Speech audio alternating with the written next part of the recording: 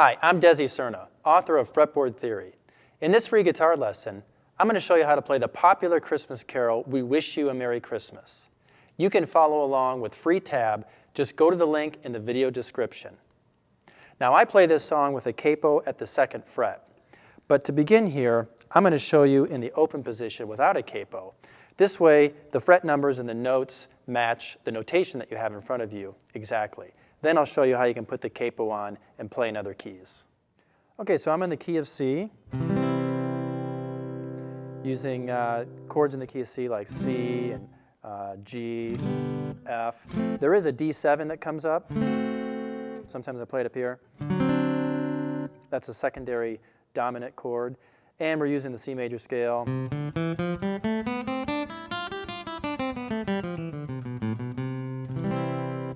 I'm going to show this to you in stages. You're going to start with just the melody, then we'll add some bass notes so that we can begin to build a chord melody arrangement. Then I'll talk about fingering and fretting the full chords and filling in the space that way. And then I'm going to show you specifically what I did at the beginning of this video. So step one is just work on the melody. Follow the tab. It's pretty simple. You're in 3/4 time. You've got a pickup note, and it looks and sounds like this.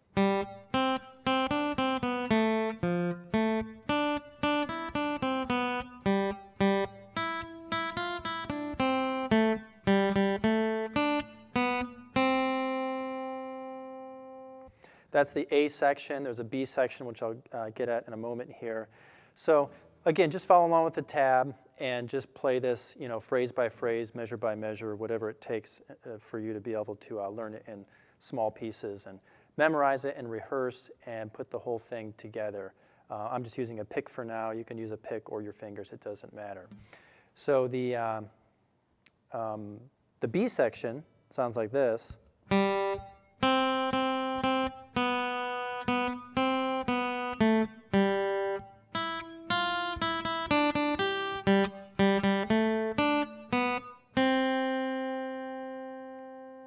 And you can work that out as well.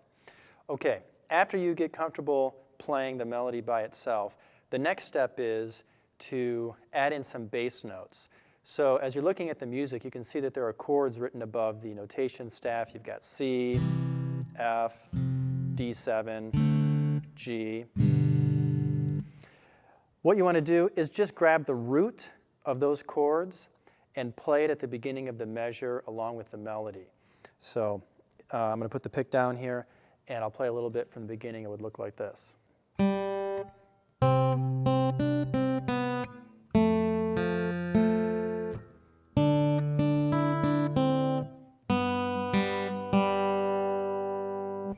let me go back to the beginning. So you've got a pickup note, and then the first note in the first full measure, the melody is C at the 1st fret of the 2nd string. So you can use your fingers for the melody, and you'll use your thumb for the bass notes.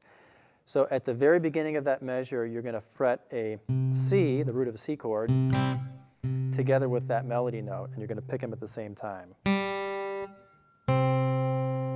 And then if possible, try to hold that C note as you continue with the melody. Then you go to the next chord, F. I play this F here. Sometimes I wrap my thumb and play it like that. And your melody note with the F is the A at the 2nd fret of the 3rd string. Let me back up.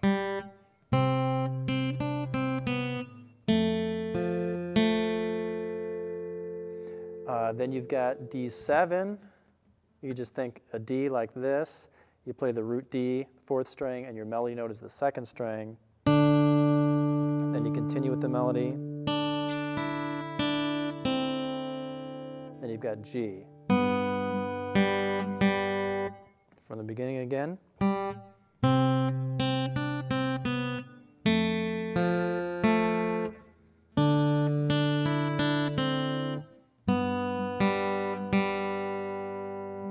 If you keep going, you've got an E major in there. Just play the low E, it's simple enough. And you've got A. Do that again.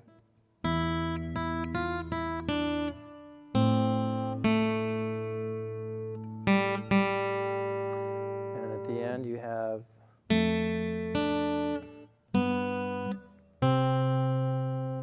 so you're just picking through the melody and you're pairing up the melody notes with the root of the chords at the beginning of each measure. And take this a little bit at a time, memorize it and rehearse it until you're comfortable playing it. Then you can move into the B section, which sounds like this. And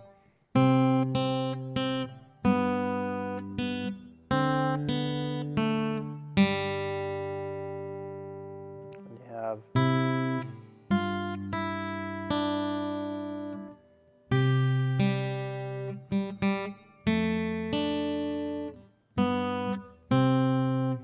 and I want to point out that there are eighth notes in the B section.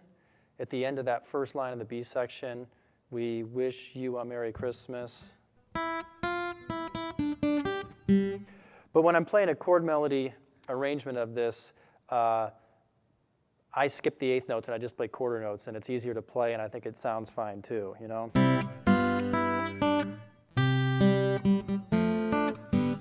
So you can try that as well. Skip those eighth notes and just play it like this. So it's going to be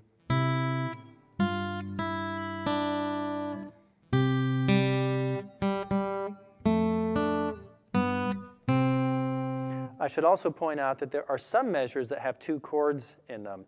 Here in the B section, that second line, you've got F and then you have G on beat 3. So you've got, actually let me back up to the beginning of the B section. So you've got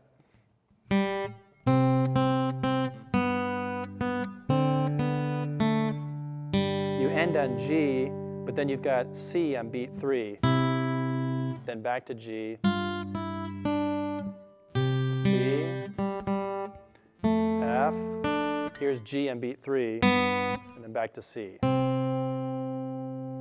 So in those spots, you need to put a bass note on beat 3. That also happens in the A section too. Notice that you've got a G on beat 3 in that second to last measure. Okay, so you work with this for a while until you're comfortable. You can play the melody, you can add some bass notes in there. You can hear now the harmony and the chord structure. The next step would be to go ahead and fret and finger the full chords and fill the space with more of the chord tones. So let me give you an example of what this would sound like from the beginning.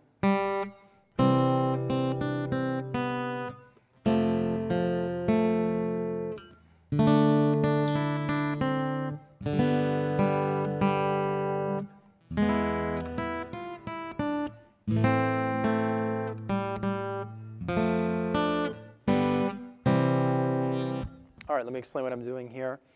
I'm fingering and fretting the full chords, or as much as I am able. Sometimes when you play chord melody, you can't play the whole chord fingering, so you just play as much as you can. And then I am emphasizing the melody notes by making the melody note the highest pitch note in the chord voicing. So at the beginning here, you've got a pickup note. The melody note after the pickup note is on the second string, so I only want to pick to that string so that it sticks out. In other words, on the C chord, if I had strummed all the way to the first string, then you'd lose that melody note. It wouldn't stick out. So the rule here is usually, as you're finger picking, to put the melody note on top. And also, you can put the chord at the beginning of each measure. So, and you can claw at it. I'm using my thumb and 3 fingers. You could maybe do a finger roll. I like to do that. I'll show you in a minute how you could use a pick as well. So,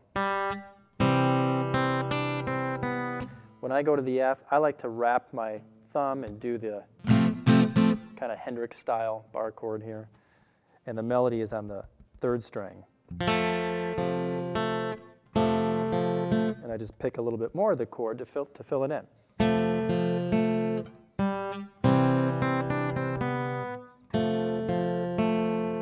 Then I go to D, and I'm playing basically just strings 4, 3, and 2, because there's my melody note. I don't want to go past that just yet. G. And on the G, I basically just fret the low G, and then I use strings 4, 3, and 2. Again, I only pick as high as the melody note. So it's the second string, and then it's the third string. From the beginning. Then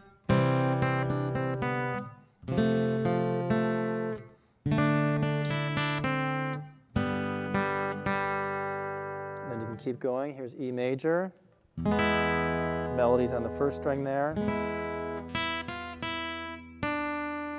A minor. Melodies on the second string initially.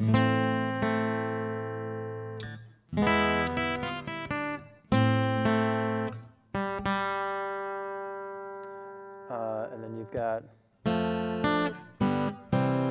that's an F. Melodies on the third string, then the third fret of the second string,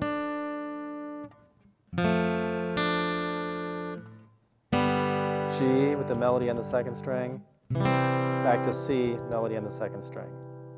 Here's the whole thing. This is the A section.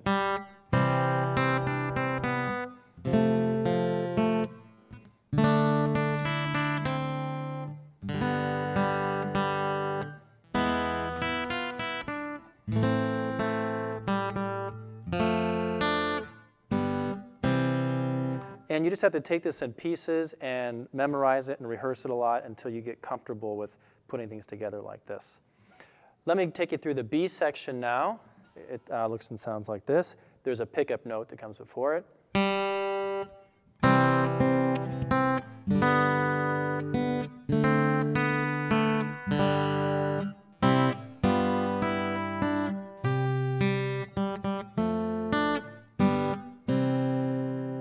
Let me slow that down. So you start on C, G,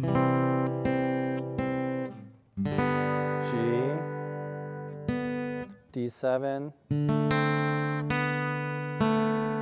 back to C, back to G. And pay attention to where your melody notes are, so you only pick to the melody note in each chord.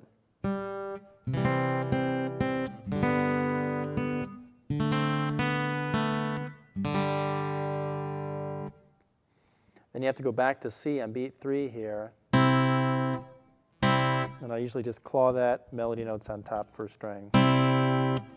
Back to G, I play a G7 like this. My melody note is the F on the first string.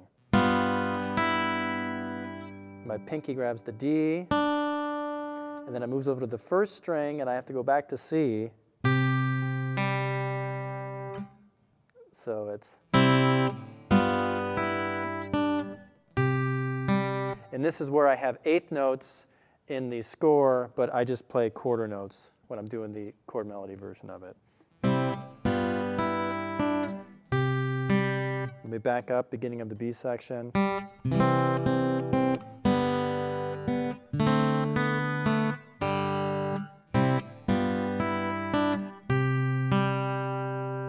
then I end it.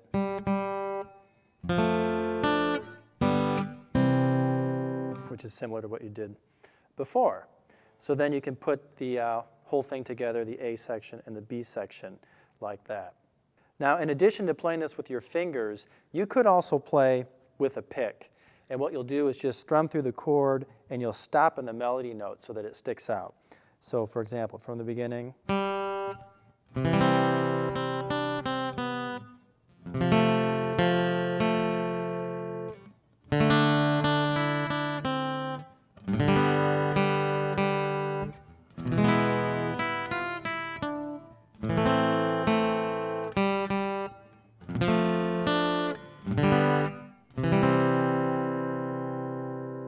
If you have this down with your fingers, it shouldn't be too hard to do the same thing with a pick. You have to work on just stopping your pick at the right point, and also you might have to, depending on how you're fingering the chords, you might have to mute some strings. Here's the B section.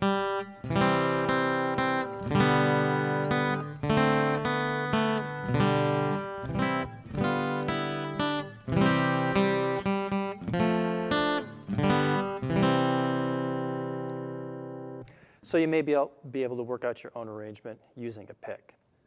Okay, now once you get everything memorized, you can put a capo on the guitar and you can play in other keys. So I like to put a capo at the 2nd fret.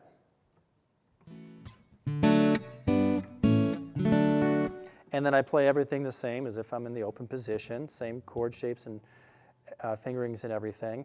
When I'm in this position, technically I'm now in the key of D.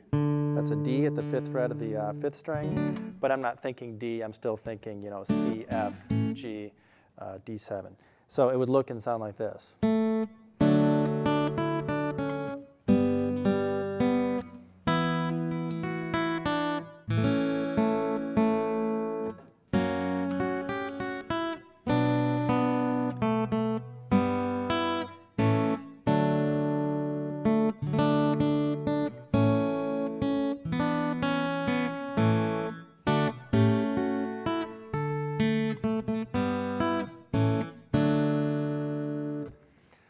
So it shouldn't take you long to figure out how to just duplicate this in the new position, and then you can move the capo around and try it in different keys.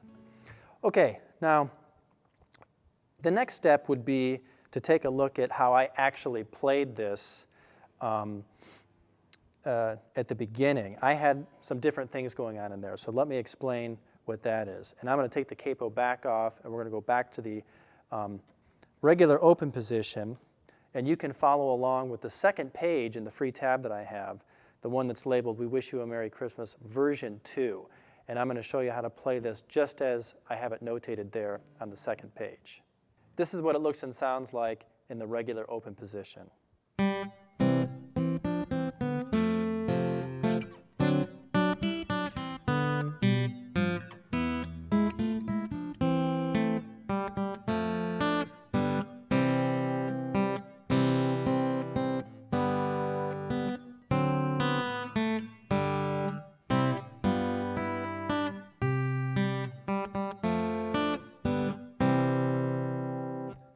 Okay, so there's a couple things I'm doing differently, a couple things that I've added.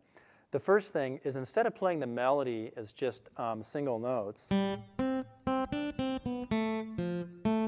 I'm making use of some sixth shapes. I make use of a D7 chord up here, more sixth shapes.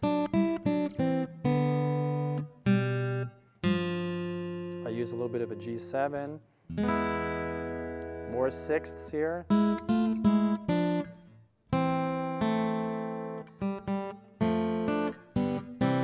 And then from that point, things are pretty much the same as I've already showed you. I do play the D7 up here, though.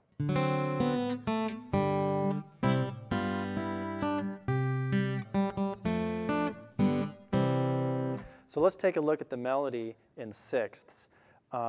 This is called playing in sixths because I'm using shapes like this.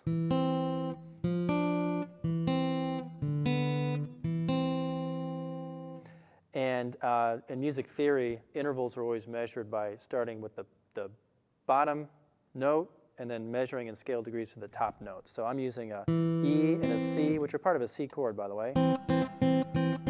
And if you play in the scale 1, 2, 3, 4, 5, 6, there's 6 scale degrees apart, so we'd say they're sixths. Some people also call these inverted thirds. C and E is a third, and you're just taking the C on the bottom and you're putting it up on top. So you're inverting the third. You could think of it either way. I teach them both ways. Okay, so looking at the tab and playing it just as it's written, you've got a pickup note, the open third string, then you've got the C chord with the melody on the second string, and then here's your sixths. Then you go to an F chord. Now you're on D7, and I'm playing a D7 chord shape up here, like this. And the melody's here on the second string. More sixths. Then you go to G, which I play like this.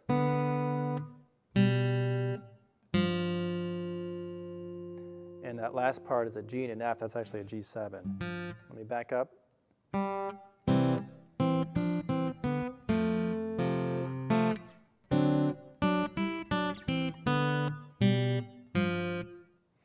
And usually when I play these sixths, I alternate my first and second fingers, and then my thumb plays on the other string.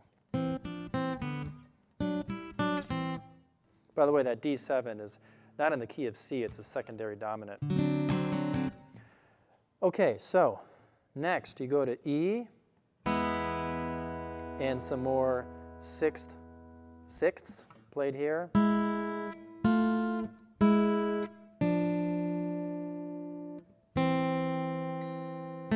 you end on an A minor, so it's. And this is the trickiest part for me, going from, because it's done quickly. And I thought about maybe fingering it like this. But for some reason, I prefer just to move my first finger. So you can work out whatever works best for you. Let me back up.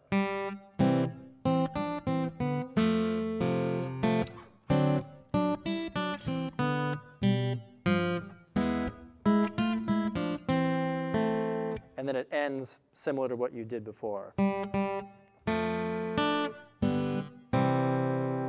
Next section.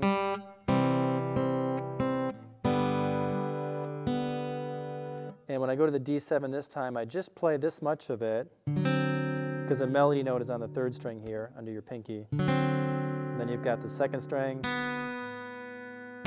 second fret of the third string, G.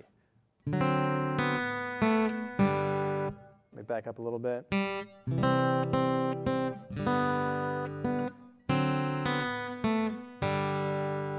you end.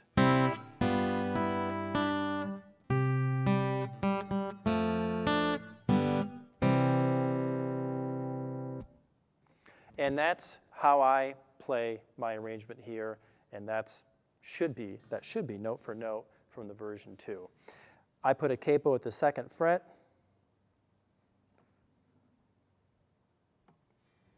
and play it right here.